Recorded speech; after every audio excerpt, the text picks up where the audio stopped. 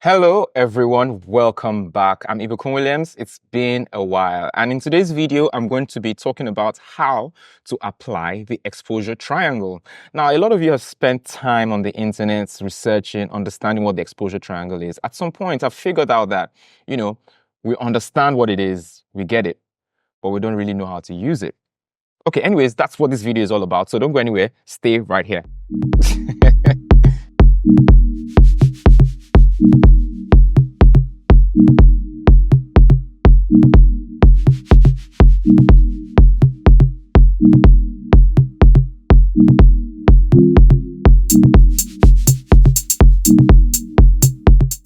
Okay, welcome back, guys. And we all know that the exposure triangle, or if you don't know, the exposure triangle is the exposure settings that you put your camera in that boils around three major camera functions, which is the ISO, the shutter speed, and the aperture. Now, if you've seen any of my videos in the past, especially the ones about ISO, aperture, and shutter speed, all the links are in the description right now, you would realize that they all do one specific thing, and that is to manage light, to manage the exposure, of what your camera is seeing. Now, whether you are shooting with a DSLR, a mirrorless camera, a pro camera generally, or you're shooting with a mobile camera, like from your mobile device like iPhone or Samsung or whatever, these three elements are applied regardless. Now, if you're managing these three elements manually, by yourself, that is, you're determining what the ISO is by yourself, you're determining what the aperture is and the shutter speed. That's what you call somewhat manually creating that exposure by yourself. But on the mobile phones, you realize that the phone does the thinking for you. It automatically sets these things based on the environments that it's in. So if you take your phone into a dark environment, it's to try to pump up, the ISO, pump up everything it needs to pump up so that you can take a proper image of that situation that you're in. But with a camera, which you can also put on auto settings, but you have the option of putting it on manual settings, you can determine these things yourself. And that is what the exposure triangle is all about, is understanding what setting or how to use the aperture, what setting to apply the ISO to, or how to even use the shutter speed. These are the three elements that you would want to manipulate until you get what you would regard to yourself as the perfect exposure. Now, as I've said earlier, these three elements manage light. They determine how much light comes into the sensor of the camera. The ISO, by increasing it, picture gets brighter. The aperture, by reducing the hole in the lens, it gets darker, and by increasing it, it becomes brighter. And with the shutter speed, the faster the speed, obviously, the faster it takes to take that picture. There's really no time for light to come in. So the faster it is, the darker the picture gets, and the slower the shutter opens and closes, the brighter it gets. The question now is, when I'm making an image, which ones do I use? They all do the same thing. So I would say this, right? In order to apply the exposure triangle properly, you need to take a couple of things into consideration. Number one, which is very, very, very, very important, is the environment. What environment are you in? What are the characteristics of the environment in terms of how bright the environment is? What type of light? Is it natural light? Is it artificial light? Is it a mixture of both? And if it is, where is the natural light coming from? Where is the artificial light coming from? You have to observe all these things in your scene. You have to look at the shape of the light. Is it forming a circle behind me? Is it hovering all over my face? You have to observe and check out if the light is hard or soft. I have a video on hard light and soft light. A link will be in the description, and you can just click it up there, and you can understand that. As well, the temperature of the light. Is it cold? Is it warm? All of these things, you understand the light in the environment, or the lighting in the environment.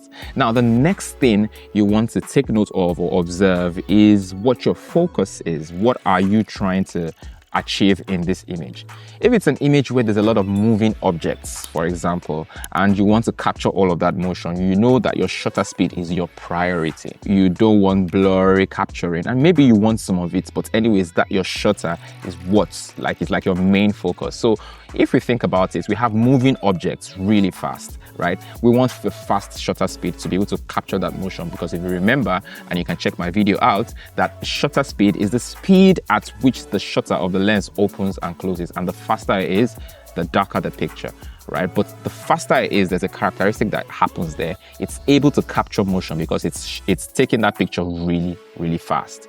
So in this situation, if the moving objects are your priority or is your priority, you realize that you want to catch that motion. And in the process of doing that, your picture gets dark. Now, this is where the magic happens. Now, your picture is too dark for what you want it to do. So now we come back to the exposure triangle. Now, in the exposure triangle, we have the ISO, the shutter speed, and the aperture.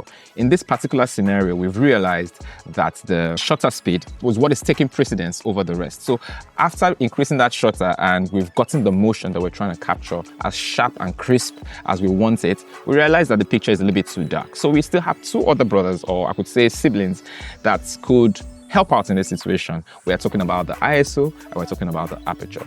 Now that we've been able to capture all the motion that we want, we can either increase the ISO to the exposure that we want, or maybe widen the hole in the lens, which is the aperture, to get more of that lighting. We can use any of these two, right? And then the picture then comes to the exposure that we want. However, think about it again. Imagine we widen the aperture. What happens now? In the aperture, like we said in the exposure triangle video, you can check the link in the description below. The aperture, once it widens, there's something that happens. It reduces the depth of field. Now, the depth of field are the areas in the picture that are sharp.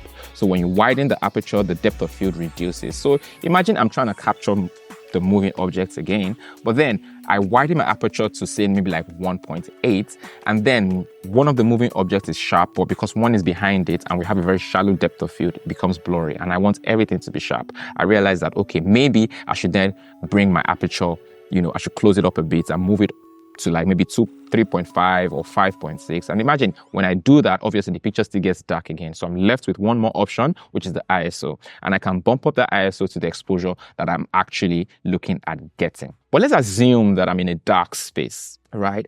And then as I obviously close that aperture down to 5.6, everywhere is dark. And then I start to push that ISO up. As I'm pushing the ISO up, something is happening in that scene.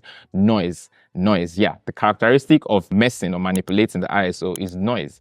So let's look at it if I'm saying from an ISO perspective now. I'm shooting in a dark space. As I increase the ISO, obviously there's noise coming in. So I put it to where I want it to be, where I get maybe the least amount of noise that I can handle, depending on the environment, the light, and everything I said earlier. And the camera cannot necessarily handle dark environments as well as, it should or it could, or whatever.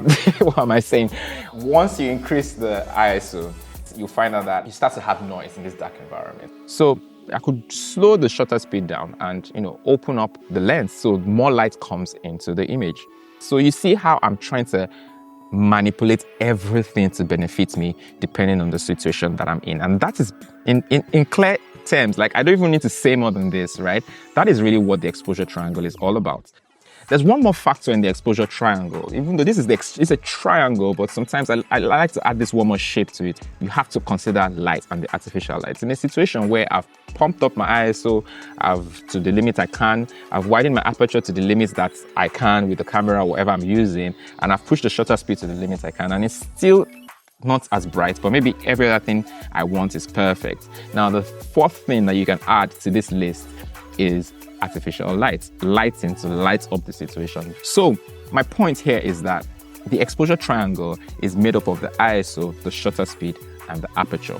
And now how you manipulate these three elements is what the exposure triangle is all about, right? And using them to your advantage is the application of it. Now, exposure triangle is a continuous thought, a continuous mixture of everything: the ISO, the aperture, and the shutter speed at every point in time. Whether you're a videographer, whether you're a photographer, whatever it is, this is all about light exposure. So you're always thinking about these three elements. And at some point, it comes to you naturally. You're not overthinking it.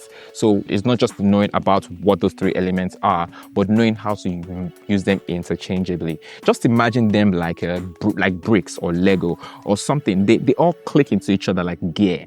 And you can easily remove this gear, add this gear, remove this gear, add this gear, and you mix it up until you get what you're looking for specifically. That's basically it. That is the exposure triangle. That is applying the exposure triangle. I've tried my best to apply it. in any way I can. I'm always applying it, even without knowing that I'm applying it. I'm always applying it. I'm thinking about what is my foreground. I'm thinking about what is in my background. Do I want my background to be sharp? And speaking of background, I have this very beautiful shelf from Atrium that I've been using for a while now. It just gives me this aesthetic. I really like, you know, products that were made like in my home, so to speak. And being Atrium, being a Nigerian product, and I currently live in Nigeria, I was very, very happy to connect with them and try out some of the pieces that they have. And I'll be sharing a couple of that from you. But this shelf right here behind me was made by Atrium. I hope you can jump onto their page and check out a lot of their collection. Anyways, moving forward right now, don't forget that the exposure triangle is just the application of the elements of exposure, which is shutter speed, aperture, and ISO, to achieve the exposure that you're really looking for, bearing in mind all the other characteristics that are in the situation, like the noise, the depth of field, and the ability to capture motion. I hope you've enjoyed this particular one. There's a lot to learn, and my video on light specifically would be in the description right here or up here as soon as it is ready. Please don't forget to subscribe, like, and turn on your post notification to know when I post new videos. This would help me make more videos and connect with you a lot more. I hope you guys are having fun. I hope you will have a lot of fun trying out these things. Goodbye. God bless. Ibukun Williams. Peace out.